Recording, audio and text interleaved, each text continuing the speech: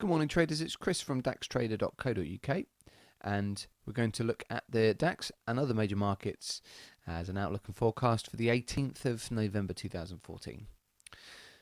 Okay, so we pretty much got off to a quick start this morning. We had a trade on last night to go long, and it looks like it's continued in that fashion this morning. We burst through the 94 level, and at the moment it seems to be holding, so we'll continue to watch that to see whether we can to build from there. If we do, then it would have been a good opportunity to add to my position there, but I don't think I will. We'll just continue to move our stops and squeeze as much as we can out of today. Looking at the profile itself, we've got a value area that seems to be developing just under the 94 level, and the developing VPOC is around about the 93.80.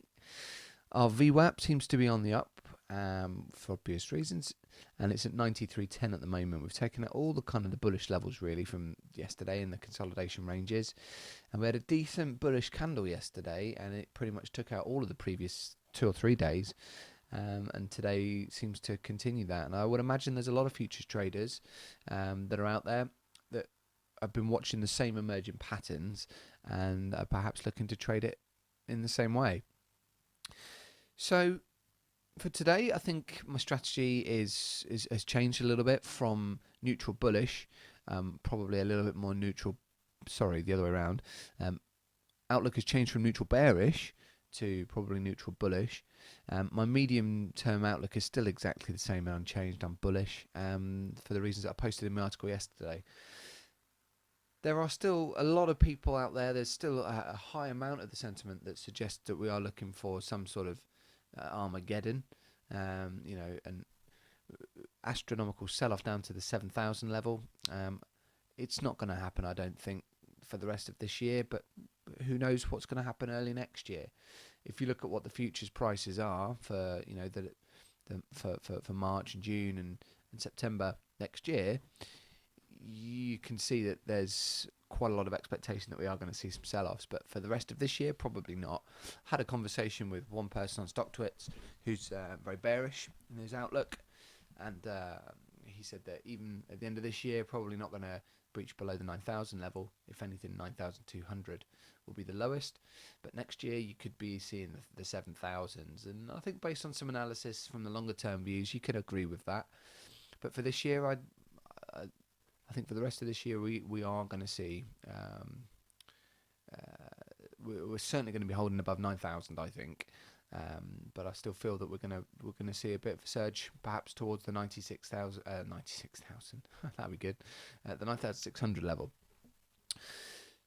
So let's see if there's anything we can do at some of these other markets as well. So for me, the DAX today is pretty easy. I think we've got a simple channel. We could look at trend trading. God, I can't get my words out today. So you could draw a regression channel perhaps and trade that intraday. You could trade the pullbacks and buy the dips. But I think for the moment, the market is like a herd. It's just looking for where the feed is. So whenever we sort of look at the market and thinking, oh, something should be doing that, it has to do this soon, perhaps just remind ourselves as a guy that I follow from Daily FX, John Kicklighter, who said something similar, who actually posted that yesterday. And it's a very good point. He said he reminds himself of it every time he thinks that the market should go one way or another. The market is a herd. It's just going to look for its nearest feed. At the moment, we're in an uptrend, so we may as well follow that. Okay, got this low volume pocket down here. These dotted lines. It looks a little bit messy with all these lines. I can appreciate that, but if you can try and see through them. Now, these lines come from a low volume pocket from yesterday's distribution. And so if we do cut to that level, which I'd like to hope we don't, but if we do get anywhere near that and it starts to pierce through, I'd imagine we'll fall straight through to 92.75. But for today, I think that at the moment, the 94 level is being tested. We've had a decent amount of a surge to get through that. I'd imagine there's a fair amount of volume in that, but I haven't had a chance to check yet. My stop is at 93.95, so of course I hope that the 94 level holds and continues from here, and it's a possible opportunity to add to my position. But we'll watch it. So if we take a little look at the chart, let me get out of that, that's oil. Take a look at the 15-minute chart. So the reason for my trade yesterday was this wedge pattern has been breached, and I imagine, as I said, there's a lot of other futures traders, in the pits and otherwise, that would have seen exactly the same pattern and be looking to trade it in much the same way. And we came out of the triangle, we tested it a couple of times, and we kind of had this little period of consolidation before we continued to move. We've slashed straight through the R1 for the day. I've moved my stop to here. Zoom in a little bit further to see it. My take profit target is probably a little bit ambitious. I did it on my phone earlier on just to get it out of the way, because I think my original stop was at 94.30 or something like that, and so I would have actually hit that. But greed is the overall emotion here, and I want to get as much as I can out of it. It's a deadly sin for a reason, I guess. So my stop loss I've moved to 93.95, and I'll probably have to decide whether I want to keep this as a swing trade for a couple of days or whether I want to just get the maximum I can out of today. If the latter is the case, then 94.65 is the R2 for the day, and it's fairly unlikely that we trade above that on a daily basis. So that's going to be the DAX. Pretty simple setup. We're in an uptrend at the moment. It's temporary, and it's a week, I guess, to assume an uptrend, but we have been consolidating for a couple of days, and we have actually burst outside of that range. So trade it as you would a normal breakout. On the daily chart, where are we? So we've got straight through the Kumo cloud. We have, let's just see actually what we are dealing with here.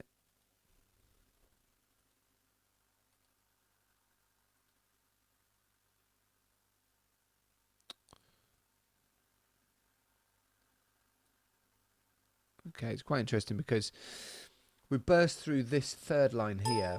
Let me just get rid of that.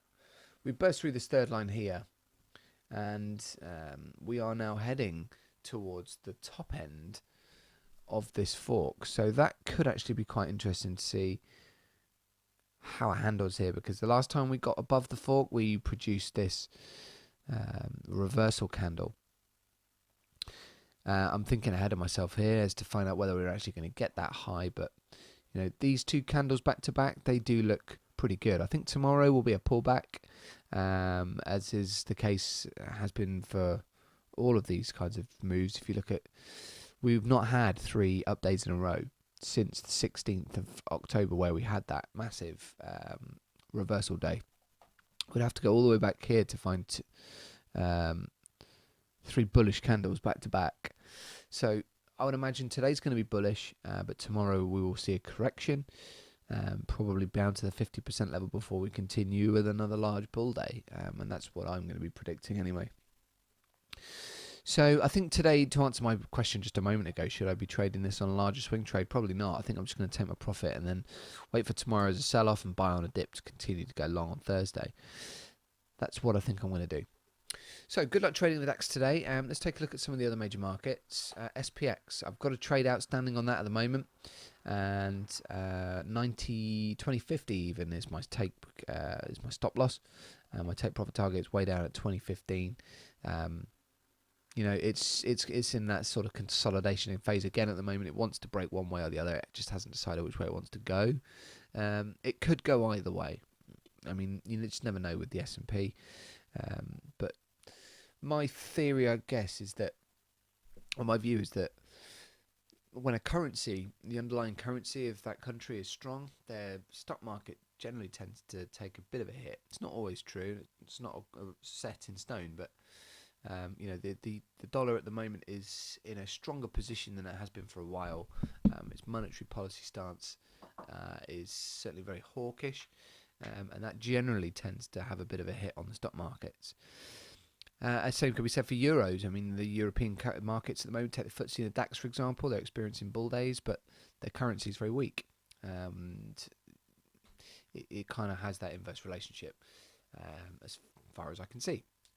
So at the moment, we're in that kind of trading sideways movement. We've got this regression channel here, which is suggesting something similar. We've got a head and shoulders pattern developing and emerging here.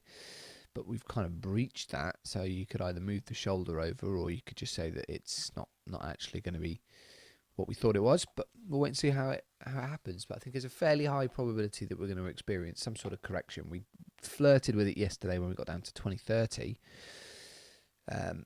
So we've got this trend line building here that needs to be broken. It seems to be very, very supportive at the moment. It's almost like a triple bottom that we've experienced on the hourly. So S&P is an interesting one to watch. FTSE.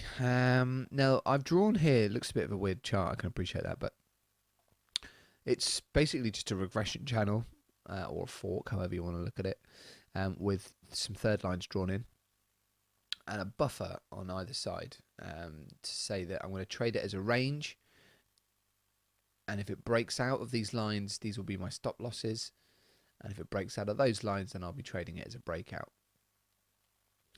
So at the moment we've been bouncing around, making high highs, high lows, and this is a nice clear trend. I think at the moment we're experiencing a huge surge. Well, it's not huge really, is it? But we're experiencing a surge on the FTSE.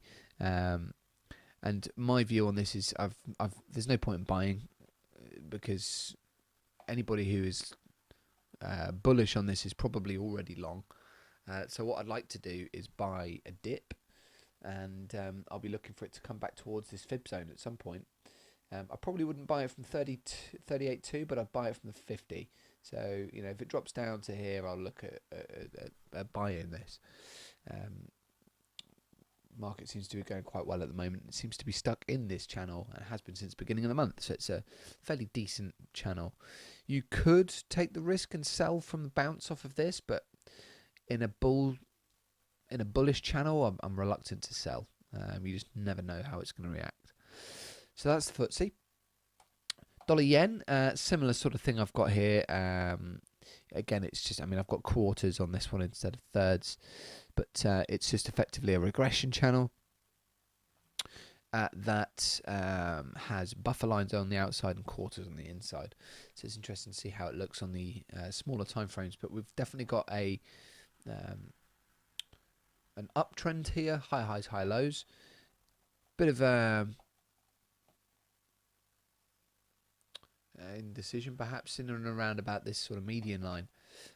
So we'll be watching to see how that reacts. Let's just get this out of the way so I can move it.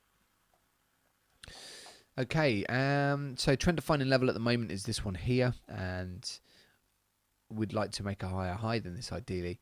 There's an opportunity to maybe buy if it does drop down to perhaps this second quarter line to move up, but we'll stay out for the moment and we'll just sit back and watch this. Euro stocks, nothing really to say apart from the fact that we are getting towards the top end of the channel here. There's a potential opportunity to sell that short if you want to trade it intraday, but probably not going to take that trade.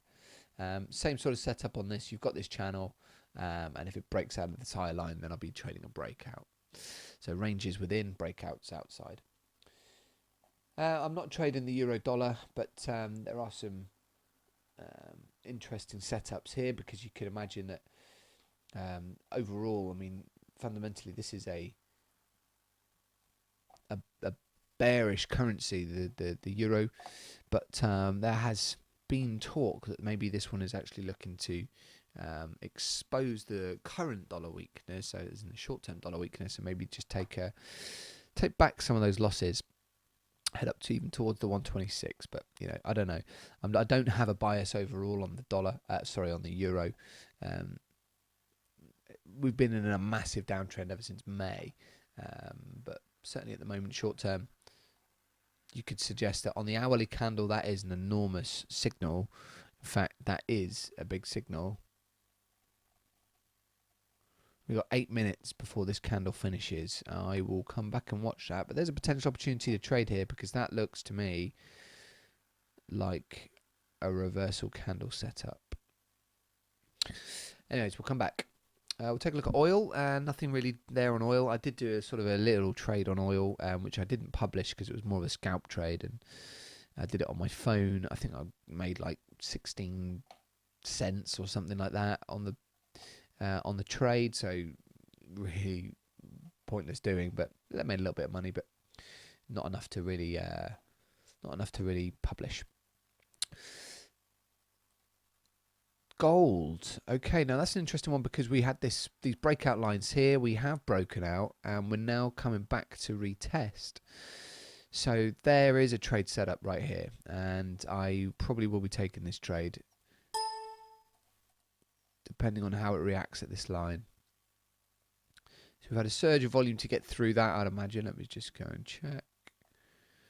Yeah, a bit of a volume spike, although I haven't said that, there was the same volume spike here and nothing really happened. But anyways, we have broken straight through the breakout line.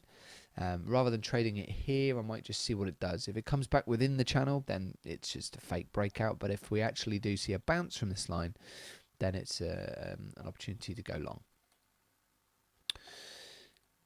Dollar index, nothing really there to say. And I'm not going to be trading pound dollar either. Although looking at this, again, very, very similar setup to gold. We could be looking to trade a breakout here.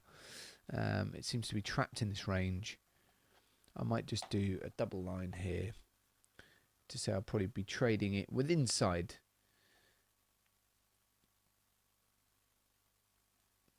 Inside here you'd be ranging, and if it breaks through this one, I'll be looking to trade it long.